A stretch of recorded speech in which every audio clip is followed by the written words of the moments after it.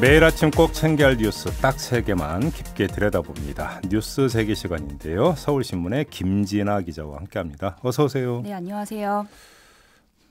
피부가 안 좋아지셨습니다. 어젯밤에 경무에 시달리셨죠? 2시간 자고 나왔습니다. 2시간 자고 국회를 나오셨어요? 챙기느라. 네. 어젯밤에 좀 일이 있었어요. 그죠? 예산은 통과는 되긴 했어요. 통과는 되긴 했는데요. 자세하게 말씀드리면 자유한국당을 제외한 더불어민주당하고 바른미래당 당권파, 정의당, 민주평화당, 대한신당 4+1 협의체가 어제 오후 9시쯤에 내년도 예산안 수정안을 통과시켰습니다. 네. 그래서 한국당을 제외한 4+1 협의체만 표결에 참여한 건데요. 재석 의원 162명 중에 찬성이 156명으로 가결됐습니다. 네.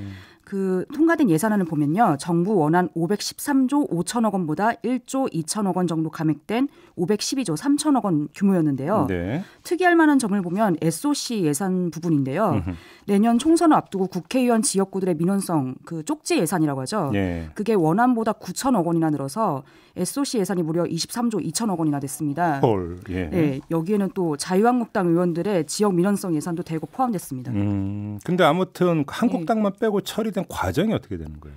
네, 그동안의 협상 상황을 쭉 설명드릴 필요가 있는데요. 네. 그저께 월요일이죠. 네. 이제 자유한국당 심재철 원내대표 선출 직후에 이뤄진 민주당, 한국당, 바른미래당 3당 원내대표 합의에서 9일 본회의를 10일로 미뤄서 예산안을 처리하고 한국당이 필리버스터를 신청한 걸 철회하면 문희상 국회의장이 패스트트랙 지정된 법안을 상정하지 않는 게 합의안이자 조건이었습니다. 네. 그런데 그날 바로 오후에 자유한국당 의원총회에서 철회가 말이 되냐. 민주당이 좋은 거를 해줄 수 없다. 네. 그렇게 해서 내년도 예산안을 민주당, 한국당, 바른미래당 3당 합의안으로 만들어지게 되면 그때 철회하자. 필리버스터를. 그렇게 또 조건을 걸었습니다. 네. 그날부터 이제 민주당 내에서 한국당하고 함께 가기 어렵지 않겠냐 좀 불만이 있었고요. 네. 아니나 다를까 어제 새벽하고 아침에 이뤄진 3당 예산안 협의가 결렬됐습니다. 그 다음에 이제 오전 10시 본회의에서 일단 민식법 같은 민생법안을 처리하자 해서 16건을 먼저 처리하고 정의를 했고요. 네. 그 다음에 본회의 재개 시점을 계속 미뤄가면서 민주당하고 한국당이 굉장히 지루한 협상을 계속 해왔습니다. 그러다가 오후 6시쯤에 민주당이 한국당과 합의해서 2조 원 플러스 알파로 감액하자. 그리고 필리버스터를 철회한다. 예. 이런 얘기가 어느 정도 들려서 이제 합의가 되냐 싶었는데 또 결렬됐습니다. 아, 그래요? 네. 민주당 비공개 의원총회에서요. 그 한국당이 이렇게 계속 시간을 끄는 거는 참을 수 없다. 그냥 강행하자. 이런 강경파의 목소리가 굉장히 컸고요. 네. 그래서 결국 민주당에서 오후 8시에 본회의에서 예산안 처리하겠다고 최종 공지를 내렸고 한국당이 항의했음에도 불구하고 4+1 협의체가 찬성표를 던져서 오후 9시쯤에 가결이 된 겁니다. 그러게요. 이제 관심사는 이른바 페트 법안들 이것 아니겠습니까? 네. 오늘부터 임시국회가 시작이 되는 거죠. 임시국회가 시작이 되고요. 예산안은 이제 시작에 불과했습니다. 앞으로는 패스트트랙 법안이 더 문제인데요. 그렇죠. 선거법 개정안, 공수처 설치법, 검경 수사권 조정안, 유치원 3법 이거를 차례대로 이제 처리를 해야 되는데 일단 이인영 원내대표는 오늘 바로 본회의를 열어서 패스트트랙 법안을 처리하지는 않는다. 상황을 좀 더 보겠다. 이건데요. 가장 큰 이유가 지금 선거법 개정안 등의 4+1 협의체가 단일안이 지금 만들어지지 않았다는 게 가장 큰 문제입니다. 아직까지 안 됐어요? 네. 다른 당들의 의견이 반영되지 않은 원안을 지금 섣불리 본회의에 상정시켜 버리게 되면 한국당이 필리버스터 신청이 아니라 표결을 바로 참여해서 부결시켜버릴 가능성도 있거든요. 그럴 수도 있죠. 네. 그렇게 되면 오히려 민주당에서는 최악의 상황이 되고 그렇게 해서 선거법, 공수처 줄줄이 부결되면은 민주당은 이제 끝나게 되는 거죠. 뭐 재앙이겠죠. 재앙이죠. 그래서 민주당은 당분간 4+1 협의체에서 단일화를 만드는 데 집중할 것으로 보이고요. 일단 선거법은 큰 틀에서는 좀 합의가 된 상태입니다. 지역구는 250석, 비례대표는 50석에 비례대표 의석수의 연동률 50%를 적용하는 건 대체로 공감하고 있는데요.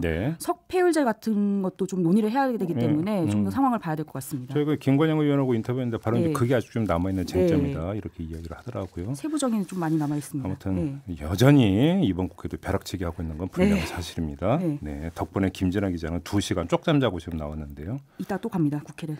그래서 그러니까 제가 좀 덕담으로 속칭 땡땡이라 좀 잠깐 치시라는 말씀을 드리고 싶었으나 국회 상황을 보아하건대 네. 불가능할 것 같고 네. 열심히 일하시기 바라고요. 열일하겠습니다. 네. 네. 두 번째 뉴스로 넘어가죠. 네, 인천지법 형사 15부가요. 해외에서 마약을 투약하고 밀반 입한 혐의로 기소된 홍정욱 전 한나라당 의원의 딸에게 징역 2년 6개월에 집행유예 3년을 선고했고요. 또 집행유예네요? 또 네. 집행유예입니다. 네. 네, 보호관찰하고 함께 17만 8,500원 추징을 명령했습니다. 그 사건을 보면요. 네. 그 홍전욱 전 의원의 딸이 지난 9월 27일 미국 하와이에서 인천국제공항으로 입국하던 중에 네. 변종 마약이라고 하는데요. 액상 대마 카트리지 6개랑 LSD 등을 밀반입했고 예. 지난해 2월부터 올해 9월까지 미국에서 마약류를 9차례 투약하거나 흡연한 혐의를 받았다고 합니다. 애초에 법조계에서는 실형 나올 가능성이 높다. 네. 이런 얘기가 많이 나오는데 집행유예가 나왔어요. 그 이유가 뭐예요? 네, 일단 재판부는요. 미국에서 마약을 매수한 뒤 사용했고 이를 수입하기까지 해서 죄책이 무겁다라고 하긴 했습니다. 네. 그런데 홍량이 마약을 했던 시점이 지난해 미국에서 고등학생이었던 때로 미성년자라는 점을 고려했다고 하는데요. 예. 네, 재판부는 범행을 인정하면서 잘못을 뉘우치고 있고 과거에 형사처벌을 받은 전력이 없기 때문에 초범으로서 소년인 점을 고려했다라고 양형 이유를 설명했습니다. 아니 그래서 그때 끝내고 말았으면이 아니라 갖고 들어오다가 걸렸다는 그렇죠. 거 아니에요. 예. 그러니까 솜방망이 처벌이다 이런 얘기가 따라붙는 거 아니겠습니까?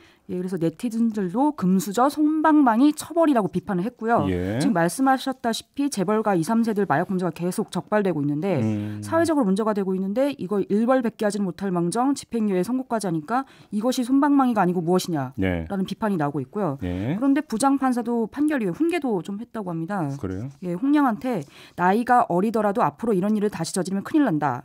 명심하고 더는 마약을 가까이 하지 말아라 라고 했는데 네. 물론 네티즌들은 훈계가 아니라 처벌을 더 강하게 하지 않았어야 됐냐라고 더 비판을 했습니다. 에휴, 자 마지막 소식으로 넘어가죠. 네, 수년간 논란이 됐던 요금 수납원 집단 해고 사태에 대해서 한국도로공사가 요금 수납원 790여 명을 추가로 정규직으로 직접 고용하기로 하면서 네. 집단 해고 사태가 일단락됐다는 소식입니다. 네, 지난 6일 대구지법 김천지원이 요금 수납원들이 제기한 근로자 지위 확인 소송 1심 선고에서 네. 도로공사 일부 패소하면서 도로공사가 승소 인원 582명하고요. 아직 계류 중인 280여 명 중에 2015년 이후 입사자 70여 명만 제외한 210여 명만 직접 고용 대상에 포함하기로 했습니다. 네네. 이번 결정이 좀 의미가 있는 게요. 대법원이 지난 8월 외주 용역 업체 소속의 톨게이트 요금 수납원 지위를 놓고 이분들은 도로공사 직원이라 라고 이렇게 판결을 했었는데요. 네. 이걸 이번에 재확인했고 결국에 도로공사도 이걸 인정했다고 볼 수 있기 때문입니다. 사태가 일단락된 거지 완전 해결된 건 아니라면서요. 네, 아까 전에도 말씀드렸다시피 2015년 이후 입사자를 직접 고용해서 제외했기 때문인데요. 그러게요. 예, 도로공사는 2015년 이후 입사자를 제외한 이유가 이들이 취업할 때 불법 파견 요소가 제거됐기 때문에 이전 취업자들이 취업했을 때와 상황이 달라서 별도로 법원 판단을 받아봐야 된다고 하고요. 예. 수납원층은 좀 입장이 다릅니다. 2015년 이후에도 도로공사 관리자가 외주업체 소속 관리자에게 SNS를 통해서 업무를 지시했기 때문에 이것도 불법 파견 요소가 없는 게 아니다라고 네. 주장해서 논쟁 여지가 있고요. 또 하나의 논쟁이 더 있는 게 직접 고용자들의 앞으로 업무도 문제입니다. 네. 도로공사는 이들의 업무는 자회사가 하기로 했기 때문에 직접 고용되는 인원들은 환경미화 같은 현장 지원직을 맡게 될 예정이라고 하고요. 네. 수납원들은 여기에 반대하고 있습니다. 네, 일단 이강래 도로공사 사장하고 민주노총이 오늘 교섭에 나설 예정이라고 하는데요. 네. 이번 논쟁이 다 좀 논의될 것 같습니다. 그래요. 알겠습니다. 네. 이제 마무리하고 서울신문의 김진아 기자는 다시 종전 취재차 네. 국회로 돌아가신다고 전쟁터로 돌아가겠습니다. 고생하십시오. 네, 고맙습니다. 네. 이슈의 핵심을 꿰뚫는 예리한 시선. 믿고 듣는 진품 시사. 김종배 시선 집중.